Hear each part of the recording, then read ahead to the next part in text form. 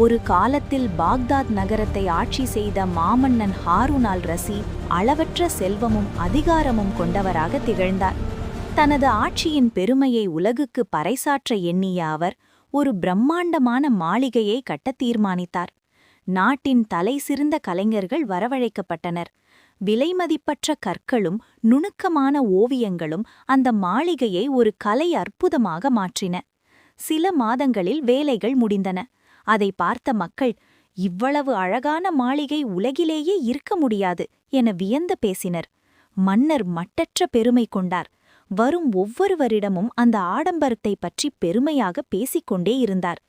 அப்போது இறைநேசமும் எளிமையும் கொண்ட மன்னரின் தம்பி பஹ்லூல்ரா அந்த மாளிகையை பார்க்க வந்தார்.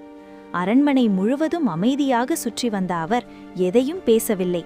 ஆனால் வெளியேறும் முன் அங்கிருந்த சுவரில் சில வரிகளை எழுதிவிட்டு சென்றார். சிறிது நேரம் கழித்து அங்கு வந்த மன்னர் அந்த வரிகளைக் கண்டு திடுக்கிட்டார்.